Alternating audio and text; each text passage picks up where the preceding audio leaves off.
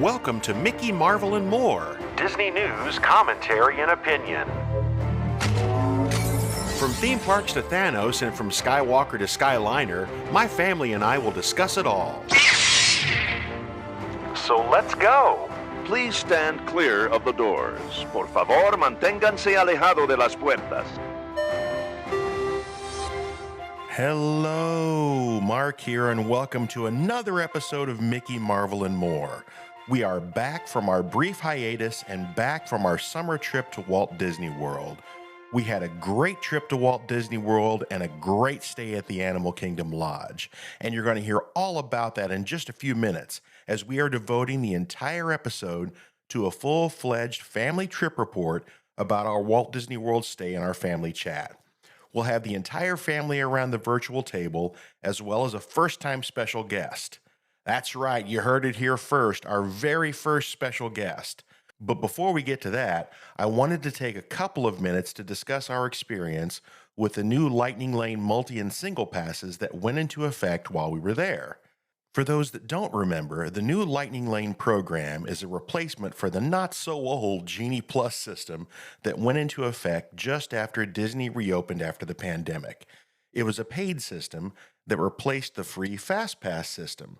Now, I won't rehash everything about Genie Plus, but suffice it to say, it was overly complicated and very confusing for your average park goer to use.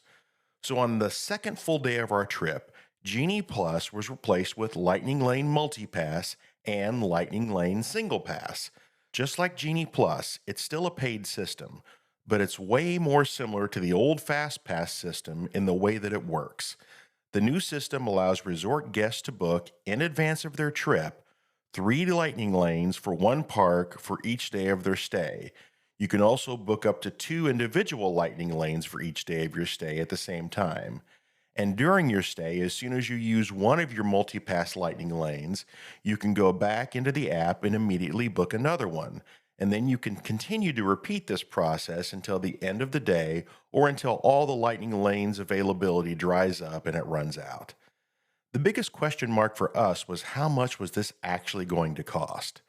Disney didn't announce the cost for this service until the day it went live. A lot of people, including ourselves, thought that it may be way more expensive than the previous Genie Plus prices were. But to our surprise, they were well within the range of what they'd been charging for Genie Plus. I did some screenshots from the app the day that I booked everything so I could share with you what the prices were the week we were there. For example, a Lightning Lane Multipass for the Magic Kingdom was $29. For Epcot, it was $21. For Disney Hollywood Studios, it was $26. And for Disney's Animal Kingdom, it was $18. Now, the individual lightning lanes that were available for each park remained pretty much the same pricing that they had been prior, which was between $12 and $25, depending on which attraction it was. The system was relatively easy to navigate and figure out. We were able to book all of the things that we wanted, and we were able to also get the new lightning lanes throughout the day to fill out our schedule. So here's a Mickey, Marvel, and More pro tip. Grab the next lightning lane the second you finish riding a lightning lane ride. The slots for popular rides go very quick. Now, the prices I gave earlier will change because prices for this system will increase or decrease based on the time of the year that you're there. In general, the new Lightning Lane system is way better and way more efficient than the old Genie Plus system was, and I think it worked really well. While it's disappointing that we have to pay for this service now, I think we should consider ourselves lucky as Disney park guests that the old FastPass system was free for as long as it was, because most major theme parks across the country have been charging for this service now for well over 10 years. As a family, will we book Lightning Lane multi-passes for every day of every trip we're ever going to take going forward?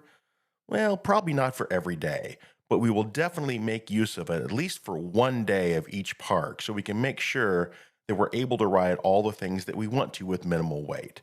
I also think this new system for lightning lanes will become a lot like grabbing dining reservations at the most popular places as soon as the booking window opens, meaning that for resort guests, 7 days before your first day, you need to be on that app right at 7 a.m. to start booking everything as fast as you can because everything will sell out. I know this is just one more thing that you need to add to your travel to-do list, but with a little clever planning, I think you can use this system to your advantage. I know that was a bit of a long explanation, but I really wanted to follow up to the conversation that Laura and I had in our episode 11 family chat so we could help our listeners plan for their Disney vacations with as little headaches as possible. And speaking of Disney vacations, now it's time for our full-fledged family trip report about our summer vacation to Walt Disney World in the family chat. Ladies and gentlemen, boys and girls, in just a few minutes, the lights will be dimmed so you can fully experience Magical, our exciting summer fireworks spectacular presented by Honda. Please remain in the same area until the lights return to normal. Thank you. And we're back around the virtual table to have our family trip report about our summer trip to Walt Disney World. First up, I'm going to introduce my lovely wife, Laura, who's always with us. Happy to be back. And not from an undisclosed bunker in Chicago, Zachary's with us. I'm here this time. Hello. And for the first time ever, Zachary's fiance, Sophie, is here with us. Sophie. Happy to be joining. And of course, as always, away from his Warhammer sniffing paint ways, Parker is here with us. Hello, and I lick paint. I don't sniff it. Thank you for sharing that very important detail. All right, so first up on our review, we're going to talk about where we stayed this time, which is the Animal Kingdom Lodge. We have stayed there as a family 3 times now, and it'll be the first for Sophie, but not to put any extra pressure on her, we won't make her go first.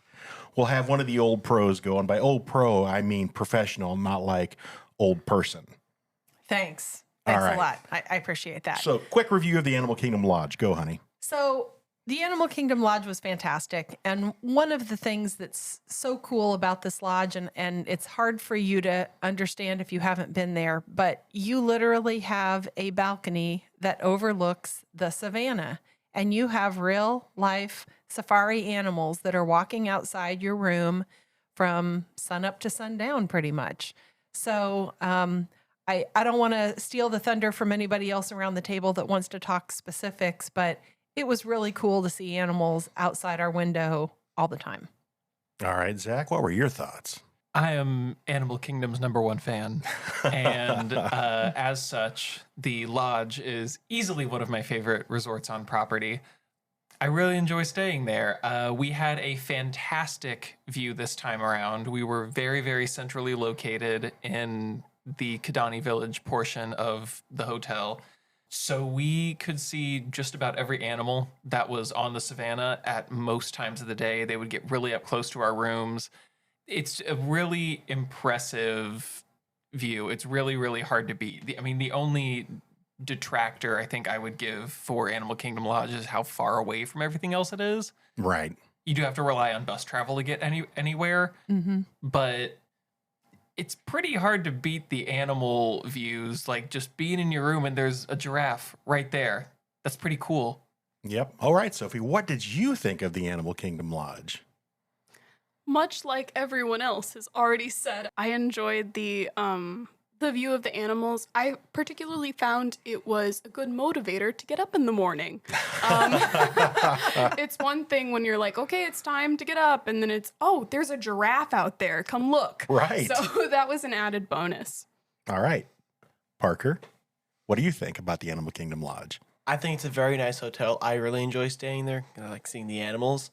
But luckily we did have a nice room because the last time we stayed there, we had to walk about halfway across the hotel just to get to our room, which was bad. But it's better now that we have the closer room. That was nice. Yeah, it's important to do your research when you're giving your room preferences, because in some of the larger hotels, it can be quite a hike if you happen to have a room that's on one end of the hotel that's far away from everything else. Right.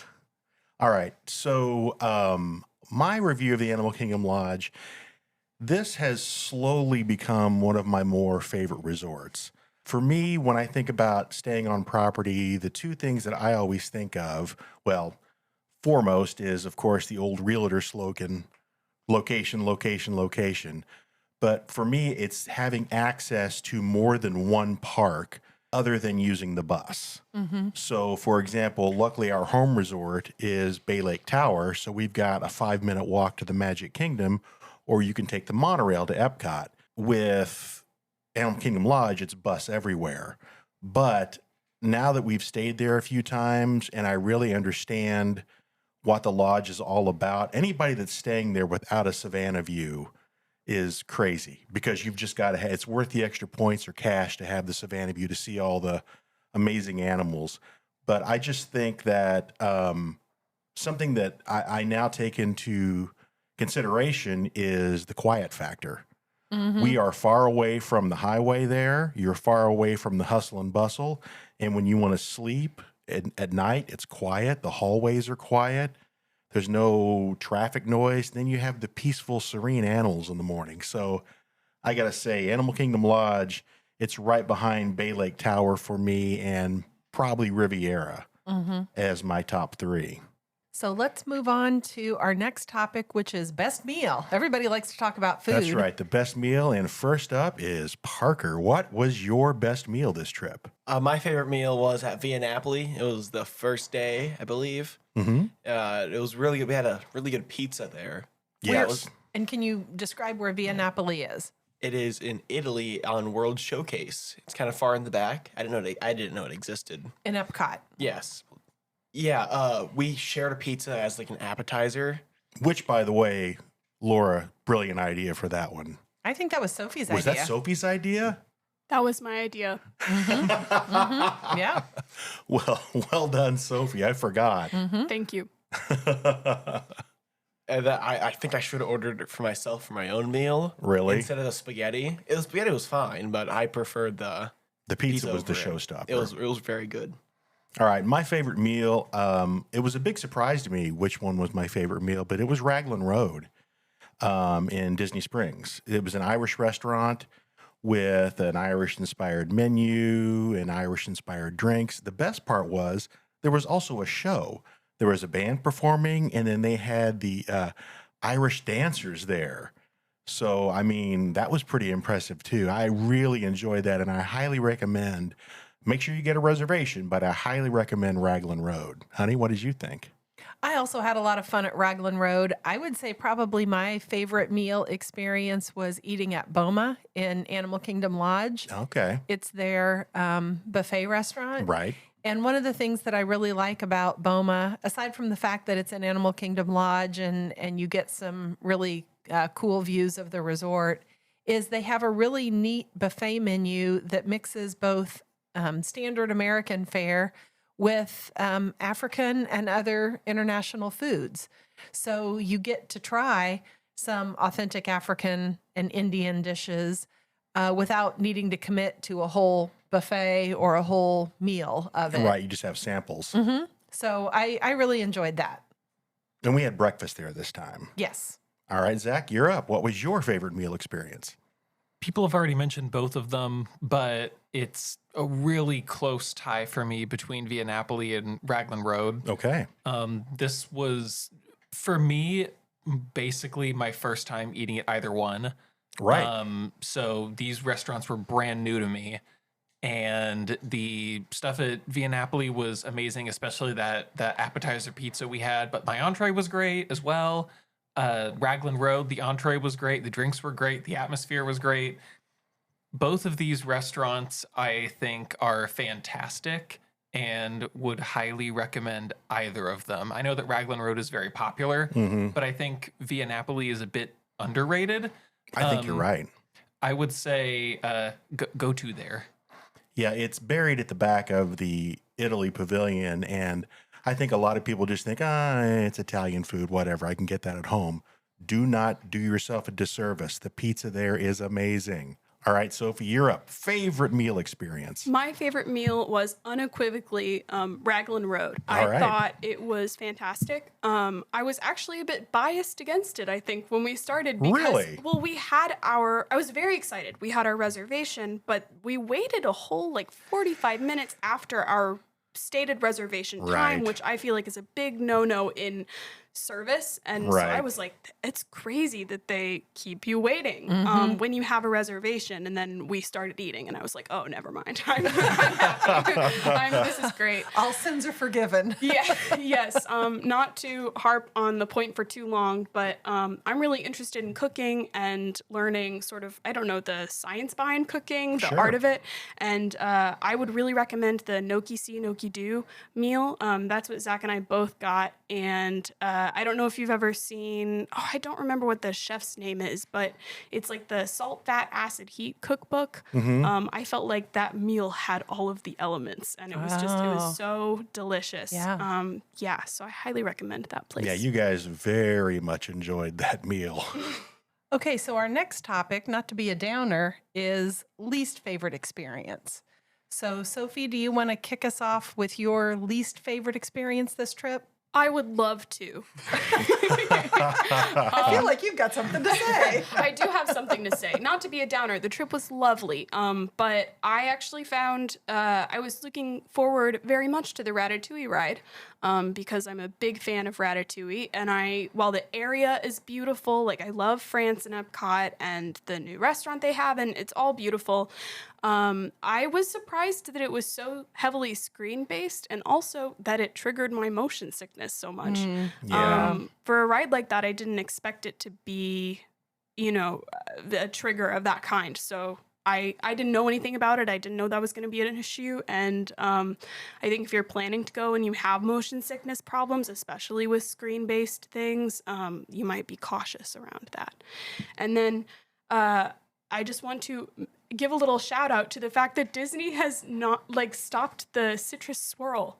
They have gotten rid of the citrus swirl, which I take very personally. That is a huge disappointment, and you're not alone in that. There are a lot of people online that are giving them all kinds of guff about not having the original citrus swirl available. It's because there is nothing like the citrus swirl. It is frozen orange juice. It's so tart. It brings out all of the creaminess of the vanilla soft serve, and instead they've replaced it with some generic dreamsicle thing. Yeah, it just kind of has that kind of orange mush flavor now that isn't a lot of fun. Yes. All right, Parker, least favorite experience. What do you got? So the heat was very oppressive there. Yes. I sweated a lot. But other than that, the only other experience that I didn't like, I liked Tiana's Bayou Adventure. I enjoyed it when we rode it. The bad part is I forgot how wet you can get on the ride, especially if you sit in the front after you, Dad, on your birthday, you go, oh, Parker, how about you sit in the front?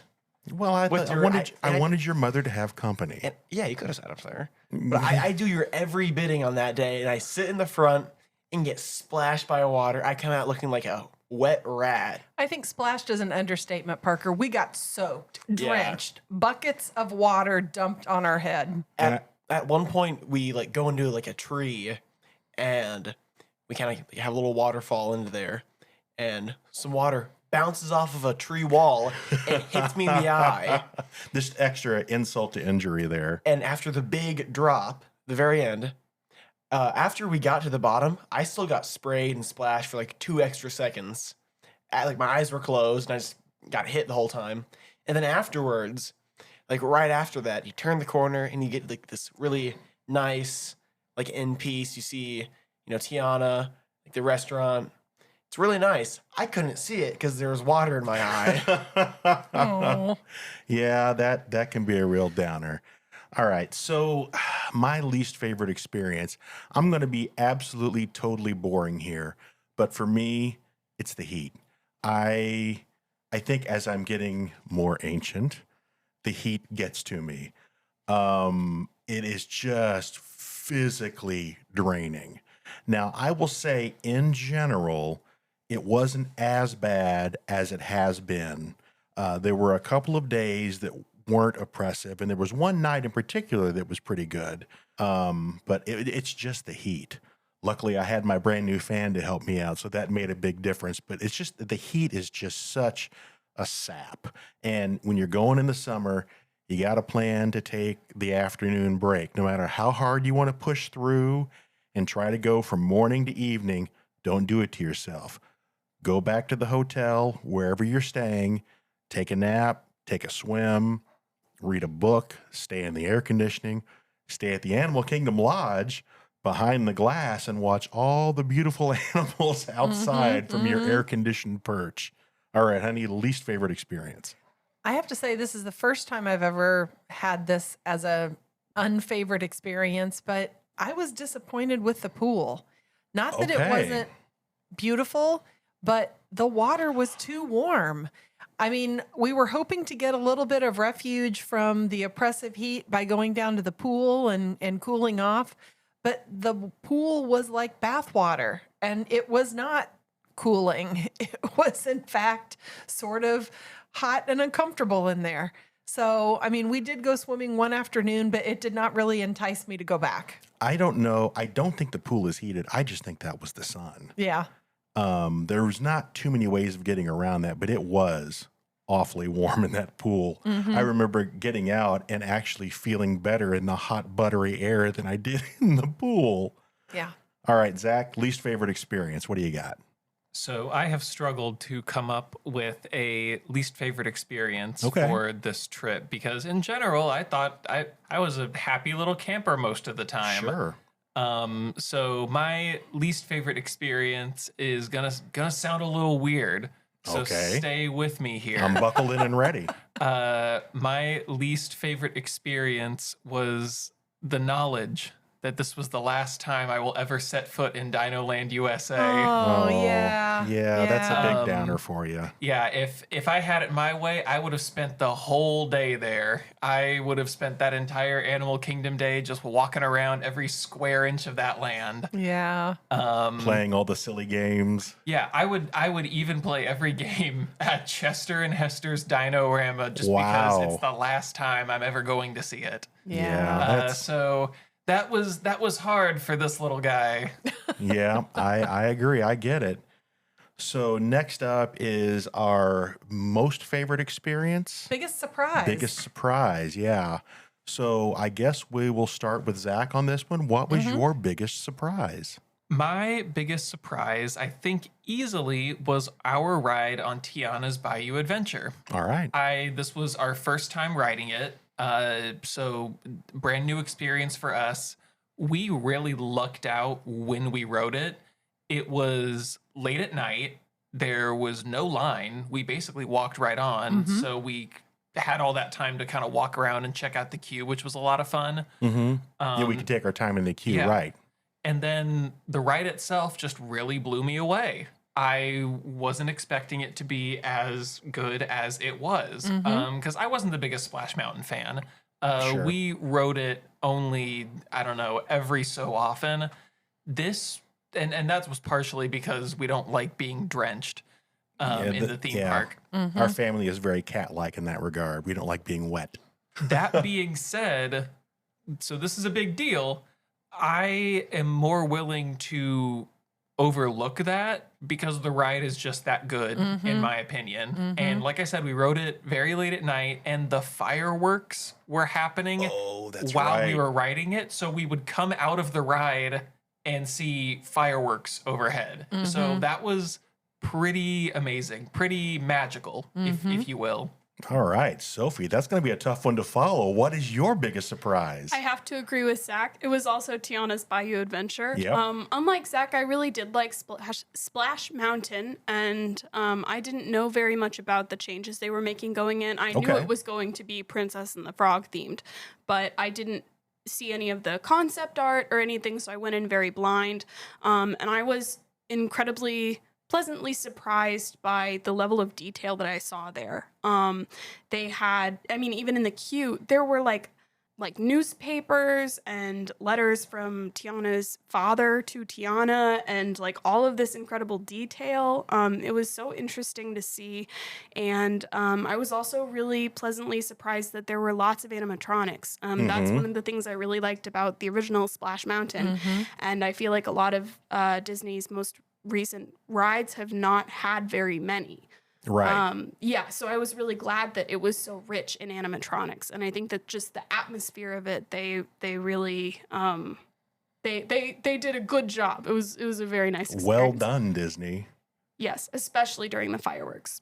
Parker, what is your biggest surprise? So I did like Tiana's Bayou Adventure, minus getting drenched. Sure. But I did really enjoy the drone show in Disney Springs because I've never seen one before, and I thought it looked really cool.